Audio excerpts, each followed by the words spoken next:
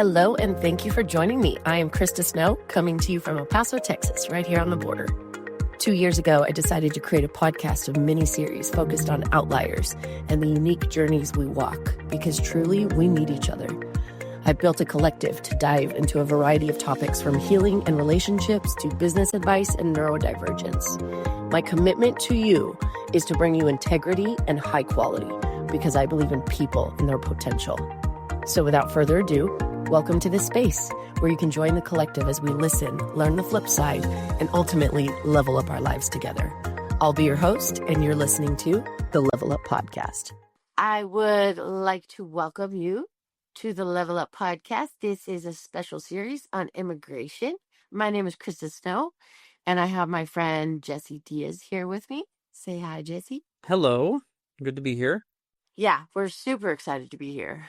So one thing that I love to do, and I've done on every episode of my podcast so far, is start with low high, because no matter what guest is on with me or what day we're having, I feel like it's the perfect balance sheet. And if you operate on this business mindset like I do, a balance sheet is basically a snapshot of exactly where you are at that time in your life, whether it's good or bad or in the red. It is where you are. And so I think talking about the best and worst parts of your day, starting with low high, sort of gives a snapshot into our lives at the moment, because we've spent a lot of time planning each series. We've spent a lot of time planning conversations, but there are things that impact our lives. And right now I'm dealing with a lot of health issues and stress from all kinds of stuff. And so depending on the area that you are in your life and the things that are happening that day, that can affect conversation. And I think every conversation, when you come to the table, when you come to the couch, when you come to this hub, it should be a place where you can be open and real and raw and vulnerable and authentic. And so I think that starts with us being open and real and raw and vulnerable and authentic to create this kind of safe space. So I will start low high, worst, best parts of my day. Worst would be my health issues that I'm dealing with. And I have this knee injury now, and I need to go see my chiropractor, and I need pain therapy. I just have all these things. But the best part of my day so far has been that I got an email from our Congresswoman, Veronica Escobar, and it was, sort of our city updates. And I found out about redistricting in Texas, and I knew nothing about it. And so I looked into it, and you were able to actually submit your opinion if they were in session, which they were, and which they still are. And so I submitted my opinion. And so that was super interesting. So that was my low high. And Jesse, it's all yours. Cool. Well, I was really excited about yesterday's day, so I'll share that one because it was more exciting. So I think I had told you before, after I retired from the Air Force last year, one of the things I got into was basically solar sales. So I'm like an independent contractor for a solar company. Yes. And so I went, I was supposed to go a lot of different ways that you can do that. One of the ways is that you can go door knocking. And I was going to, I met with, one of my friends to go do that. But it was super hot.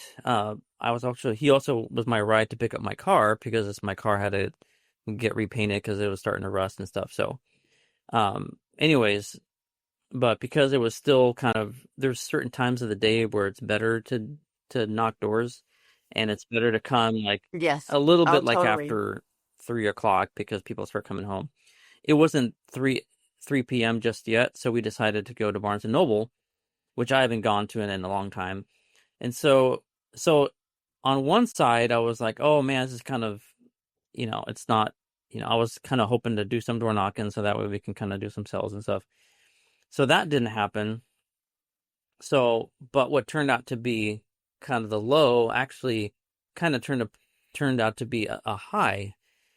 and kind of a blessing because while we were there talking, he showed me his laptop. He showed me like kind of the software that we use to do the solar panels on people's houses and things like that. I got up to get my coffee, I think, and then when I came back, the guy that was sitting next to us in a different table overheard our conversation, and he was really interested in what we were talking about, like solar energy and going green and just different things like that. Turns out that he worked at Wall Street for 17 years. And so, like, it's not every day that you meet somebody that worked at Wall Street. And so, like, my eyes are already like, oh, okay. Like, So all three of us ended up talking for like, gosh, I think 30 minutes maybe ish. We all exchanged numbers and emails, and he has some different ideas of how he wants to do uh, solar for residential, which I have some friends that want to do that as well. But just the fact, I mean, he even sent me his resume. I'm just like, he's got all these different things on his mind. But, anyways, what turned out to be what I thought would be a low actually was kind of a blessing in disguise because I left Barnes and Noble's like, wow, I just met somebody from Wall Street. Like, and I actually went to Wall Street in New York City for the first time really 2 years ago, but then again with Rachel, my wife, last year. So it was like, oh wow, like you just never know who you're gonna meet and what your life is gonna become is kind of what I kind of felt yesterday. So I love that. And I'm totally nerding out over the yeah, Wall Street thing too. I took 16 students to Wall Street back in 2012 when I started working at UTEP. And um, so we got to be on the floor of the stock exchange and watch the analysts literally do their job in front of us. And got to have these like super cool interviews with the big banks, JP Morgan and Bloomberg, and it was really cool. And I have my the concentration of my MBA in finance. And so I was a total nerd when it comes to that. And Wall Street guys, they have this way of thinking that is so iconic and unparalleled because they are thinking of the backup to the backup and the long term of every single decision. And this world lives in such a right here, right now, what affects me world that I mean, portfolio analysis and financial projections and all of that is just fascinating to me. And I want to pick hmm all their brains. yeah, I plan to pick his brain a lot. So Yeah. Well, and it's cool that like a low turned into a hmm high, because you never know. So, so for this series, we're doing a series on immigration, and I think we could start by introducing ourselves. So, I will ask you, Jesse, since this is my podcast, yeah. and you approached me with questions about my city, and I was like, what? I would love to hear your perspective on who are you? Tell me about yourself. Tell everybody about yourself. And what are you doing here on this podcast? Like, why do you want to be a part of this with me? hmm Well, first of all, I don't know, just for those who are listening, I think just to kind of go back, like the only reason that we know each other is because knew each other from a singles group that we were both a part Hmm. of. That who I eventually met Rachel, who's now my wife, and so that's how I got to know you in the first place. But the reason that I'm very interested in this type of topic because of everything that's going on in our country, and I'm one of those people that if I see something and I hear um, something that is, I guess, I find myself passionate about, I have to research it. I have to do something. I can't just leave it to the side. Like, that's the reason why I joined the Air Force in the first place. I joined because of September 11th. And once that happened, I felt like I had to do something because I kept reading the news every single day. And I was in a point in my life where I feel like I want to do something, kind of in response to the security of our nation. And so kind of in that same type of heart. Like I love to investigate and research, analyze. Like that was my career field in the Air Force, was intelligence, and so um Oh, it yeah, was? and so yeah, so I Nice. That makes yeah sense. yeah, and I loved it, and so but now but that type of mindset doesn't just leave you. Like I really still love to research stuff, and I still love watching the news, and I am looking at different things online, and I see people's responses, and now we're talking about immigration. Um, I it's just very so that I guess that's why, in a nutshell, that's why I'm excited about this topic, is because there's a lot of things there's a lot of things that are said, there's a lot of things that we see on the news, but what is actually like what are the facts? What's our history? What does certain laws say? Like there's just so much that I think a lot of times a lot of people don't have the time to research because they're busy with their lives. They're busy with their families, their kids, their jobs, I mean they hardly have time to do the little that that they have, or they don't care, or they just would rather follow their sports teams or whatever. And so I think that's why this type of um podcast and conversation is important, because people like us love to look into this stuff. And um I would much rather, I would love to have this conversation so that way we know or have a little bit more idea of what's going on, and the things that we don't know, we can continue to ask and to research and to talk to other people. Like, you said, the mayor of El Paso. Like that is a perfect, Hmm. that's perfect. That's somebody in leadership position, and I think it's Yeah. those kind of things that is going to help us to kind of like, I kind of see it as like you're putting the pieces of the puzzle together, and the more the Yes. pieces you put together, the better the picture that you have. But when you don't have all the pieces, you just kind of default to what you were taught, or what your parents said, or what your culture says, or what your boss says, or whatever. And so I Yeah, we think, don't know what we don't know. yeah. So that's who I am. Just to kind of go a little bit about myself. So my parents were born in Mexico City. My dad moved here in 1966. Moved to Nebraska. He had some family here, so we knew somebody here. My mom eventually moved here as well. I think I don't know exactly what year it was. But then my two brothers were born in the 70s, and my dad was already American. He became American citizen actually a year after he moved here, and so that's not my story, but that's the story of my He parents. moved here in He moved 66 here in 1966, and he became a citizen in 77. in 67, 77, sorry, 67. Yeah, 67. 1967. So it only took 1 year. Took him 1 year, and so he came here on a work visa. And the reason I know this now is because I just asked him last week. Hmm. I went to Nebraska last week to help him because he's got dementia, and I'm helping my brother out because he lives with my brother. But we actually ended up going to a museum that used to be a train station in Omaha, and it actually talked about immigration. And I'm like, so I pulled up my phone and started taking pictures. And the laws back then, and I'm talking back then, like the late 1800s, were very relaxed. And again, I'm not the expert, but I can talk to someone like my dad and like, hey, dad, what did Hmm. you do? You know, and that's, he said he came on a work visa. So he came here, and then a year later, he basically walked to one of the Omaha Federal buildings downtown, took the 20-question test, passed it, and boom, he became a citizen.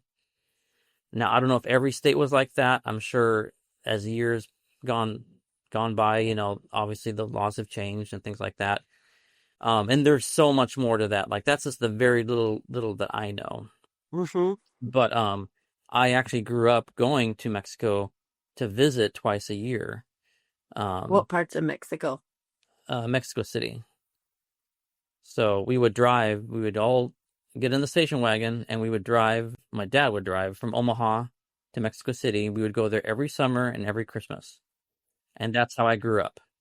And so I grew up with two cultures, two languages. I got to see both sides, and obviously, as I grew older, then family would bring up certain things, about things around the news and stuff like that, and it's very I'm grateful that I grew up like I did, because I got to see both sides, and I continue to see both sides now as an adult and as a parent and as a married person. Like, you obviously, your values and the things that you hold dear change from a single to a married to a parent to pretty soon I'm going to be a grandparent. Like later this year, my youngest son's going to have a baby. So it's like, as you grow older, you see life through different eyes, and you just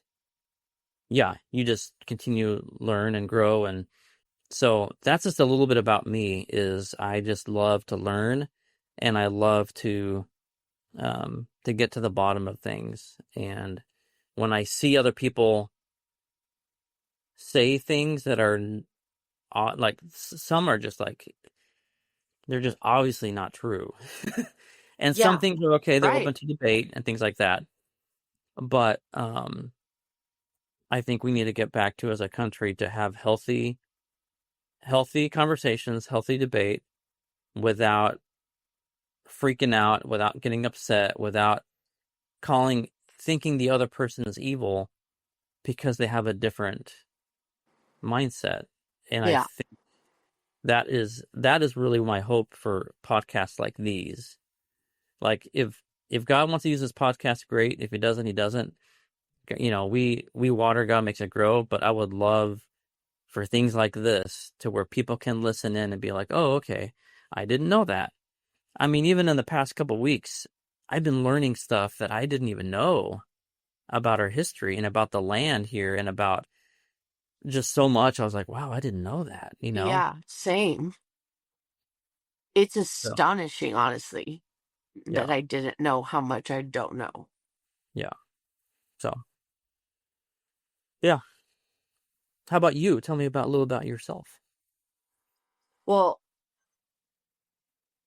I'm here from El Paso.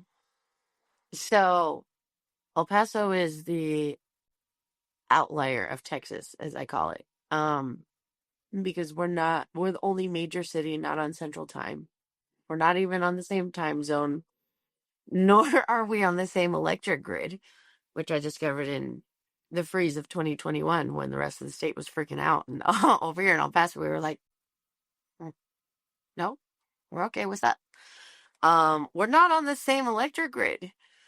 And it is really interesting because El Paso doesn't fit in with the rest of Texas.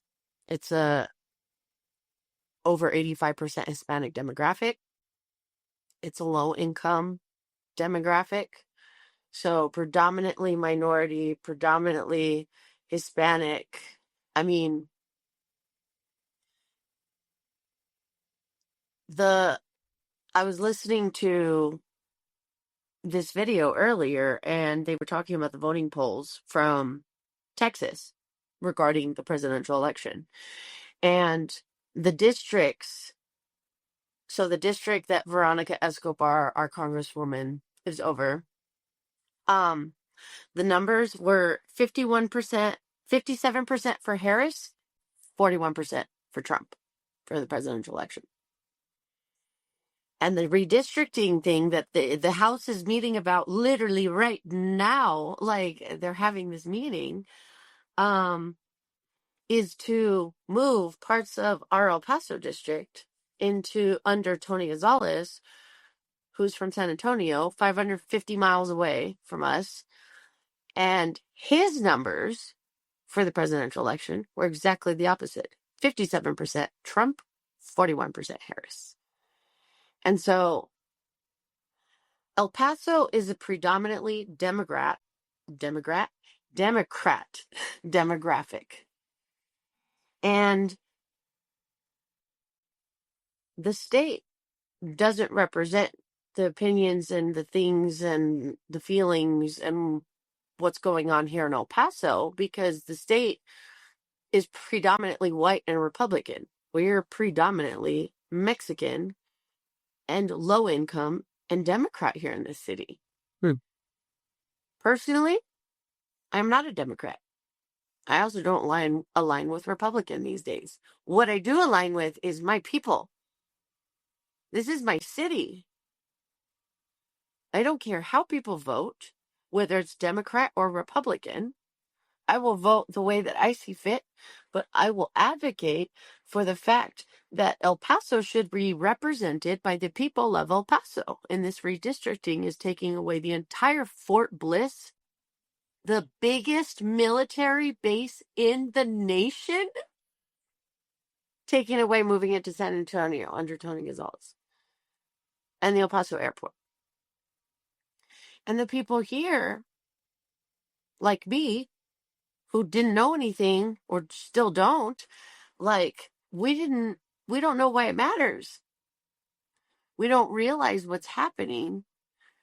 And I don't think it's fair that the people of El Paso, of almost 1 million people, right here on the border, at the center, the crux point of issues, is being ignored.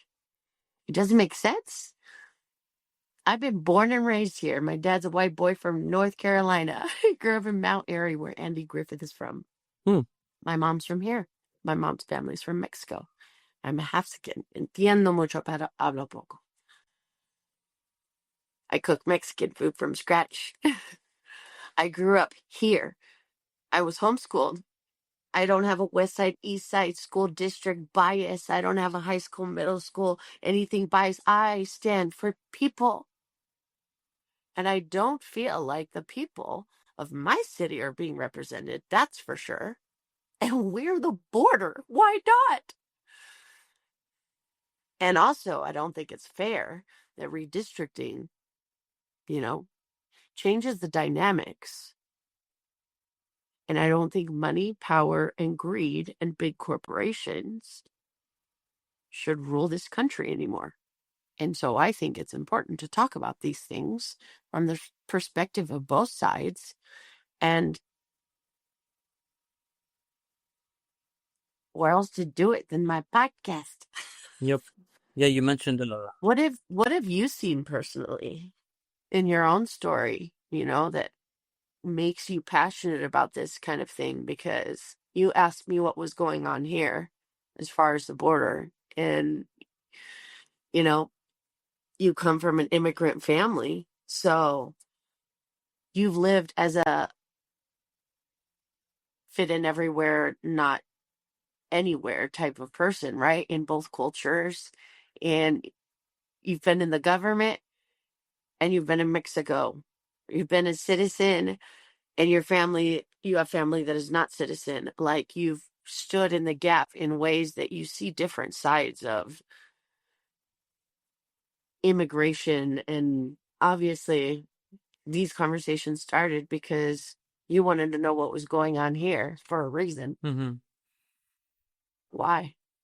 Well, I think a lot of it just has to do with just the stuff I kept seeing on the news, the stuff I kept reading, the stuff that people were posting. And then once I start looking at different things, I'm like, okay, what's going on? Why are we doing this? Why? So I want to kind of disclaimer. I know that no government is perfect. I know no leader is perfect.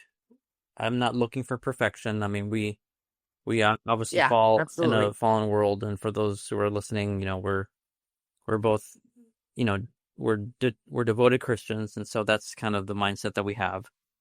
But having said that, I think a lot of things that has been distorted, just even the past several years with Christian nationalism and a lot of narratives that are out there that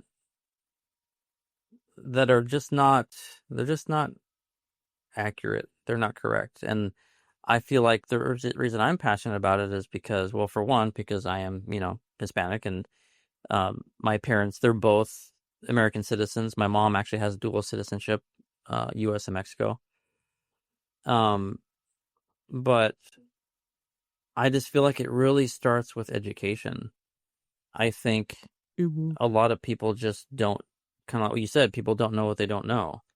They just go Hmm. off of what they last remember. What someone's told them. And one of the things, there's a lot of things I liked about my Air Force experience, and I'll just touch on two of them. One of them is that I got to live in different places. So like I said, I born and raised in Omaha, Nebraska. And then when I graduated high school, I went to Lincoln, Nebraska, went to college there for a couple of years. Then I moved to Minnesota, Fargo Moorhead area to help start a church. I was there for 3 years. Then I moved back to Omaha, and then a few years I started my family there with my ex, and had two boys. Then September 11th happened. I decided to join the Air Force, and then through that I got to live in Germany, Florida. I joined the Air National Guard. That took me to Kansas, California, Virginia, and so that's where I am today. I'm in Virginia, and then some of my tech schools were in Missouri and Texas, so I got a little taste of those states as well. Deployed to the Middle East once, and like I mentioned before, growing up, our family would travel to Mexico City twice a year. So having all of that, I feel like I got a pretty good taste of not just visiting different parts Hmm. of the world and the country, but to actually live there. When you live in an area, you see and you experience the people, and even within these different places, I would even visit.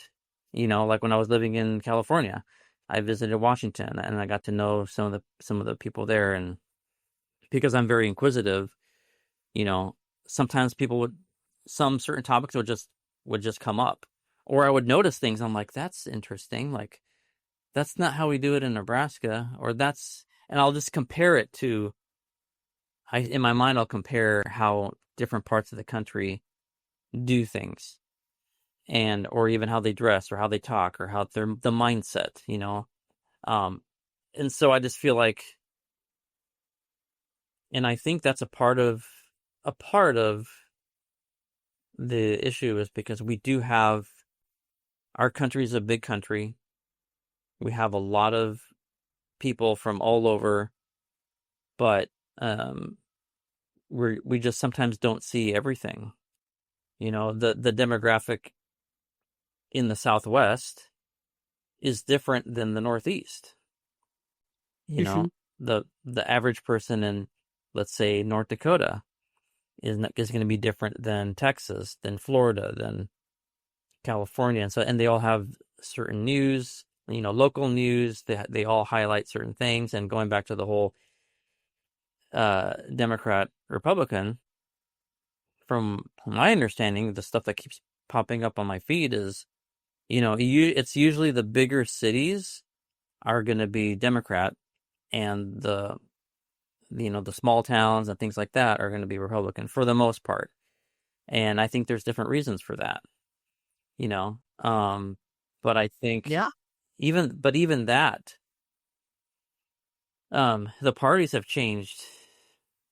I mean, since the 1800s. Drastically. Yeah, I mean, you go back to the 1800s, and um, I found some good stuff online as well that talk about that. But yeah, our parties are so different, and then you take the last 5 to 10 years, you know, Right. a lot has changed, and so, but I think it just goes back Well, and to. it's crazy. It's crazy that there were no political parties in the beginning, Mhm. and then there were. And in the creation of the political parties, George Washington said, be careful, because the creation of two polarizing parties can create an engine, can become an engine to subvert the power of the people. Mhm. And now the parties, red and blue, first of all, they're so powerful that they pushed out the independent candidate for the last election. And, that's the only person who's done it since Ross Perot. And he could have won because he had the support. But as so many people told me, Republican and Democrat leading up to that, they were like, this country's not ready for an independent candidate. The system doesn't even know what to do. Even if he could win, what would happen? Because there's no system to support it. So then why do we have independent candidates, Mm-hmm. And so there's just questions that I have that I think it's important to ask, because regardless of like my own personal opinion, I don't think that things are being conducted in a state of fairness or transparency or honesty. And that shouldn't be the case. Mm-hmm. I don't remember the last time I talked to someone and said, what party do you stand for? Are you 100% in favor of your candidate? They may be part of a party, but the party doesn't look like it used to. Mm-hmm. So Republicans and Democrats are turning into the centrist moderate like bubble that's creating, because the parties have done exactly what George Washington said they would do. They've subverted the power of the people, and now even the politicians don't feel like people. How do you think we all feel, Washington? Right? And where better than here in El Paso, Texas, the furthest you can get. 15 minutes that direction Uh-huh. is Juarez, Mexico. Yep. 15 minutes that direction Yeah. is Las Cruces, New Mexico. Yeah. This is the crux of different than a metroplex you'd see in Dallas, Houston, San Antonio. That all looks the same. This one doesn't. Mm-hmm. And so I think it's important to put, these like types of issues and things on display, because people talk about immigration and either they know nothing about it or they have a very extreme opinion. Mm-hmm. But everyone who lies in the middle and doesn't really know what's going on, that's who this is for, right? Mm-hmm. Yeah. And so just kind of moving on with the conversation, because I know we're kind of towards the end of our talk here, but we do want to continue to talk about these topics. I would love to talk about kind of break down citizenship, break down immigration laws, maybe even a little bit of U.S. history, because you got to put all that together instead of just flippantly say, well, you broke the law. You came here illegally.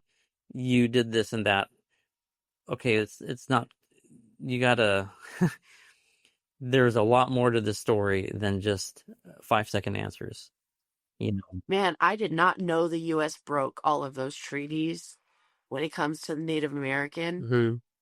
uh, you know, agreements and all of that. Jesse, you have opened my eyes, because I knew for sure it was a thing, because my sister has told me some stuff, and honestly, I didn't learn a whole lot in school about it. Mm-hmm. But now that I've started to deep dive, I've realized, oh, wow, people were not treated fairly Mm-hmm. from the beginning in a lot of ways. And I think everybody should have a say. Yeah. I mean, that's definitely something that we can continually talk about, but, um, Well, and you have several people that you've, you know, talked to that have expressed interest as well in being a part of this conversation, which I think goes to show the point that it is important.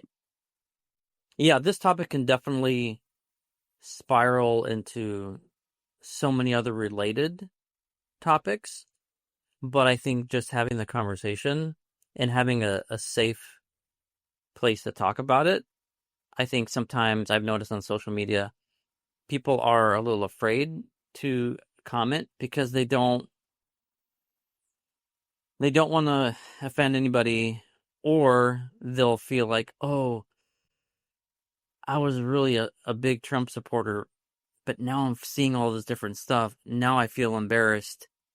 I mean, they're not saying this, but you kind of Exactly. get the vibe from just paying attention. Yeah, because they get defensive and shut down when asked questions because they don't know how to answer them. But, Yeah. And I what they don't know is yeah, what they need to learn. And yeah. And I think that's why for me, also being older, I mean, I'm not old, but I turned 50 and I feel like you're not old, old. not I've My parents would be like, you need to shut your mouth right yeah. now, young man. When Trump said that we're entering the golden age, I'm like, so am I. I'm entering my 50s. I got my old golden age. But what I wanted to say was that we just to really just have a safe space for people to talk, and that I think a reason that this is can be hard to talk about is because I mean politics and religion, it's part of our identity. It's who we are. Mhm. And as a Christian, I mean, we're taught that our identity is in Jesus. And so all of this stuff, it's secondary, it's important, but it's not like, you know, like our government can go down the toilet, but that's not going to affect our salvation. Like we have no control over. I mean, we have some influence, and we have obviously the people can speak, but we only have so much power, and I feel like that's what people are afraid of, is that we may lose some of that freedom of. I mean, I've seen some things online where I forgot her name, but she's a big YouTuber. But she'll go to these farmers markets and stuff like that. She'll have her microphone, and the cops will tell her, well, you can't come in here, and she'll be like, Are you yes, I'll have to serious? send it to you. I forgot Yeah. her name, but she's younger. She's like in her 20s, but she's been banned two different times from these different farmers markets, and both times either the cops or the city apologized because um, what the people there were telling them for her not to do that. She kept saying, "Well, why? Like, show me where. What's the rule? Well, who made that rule? I'm on public."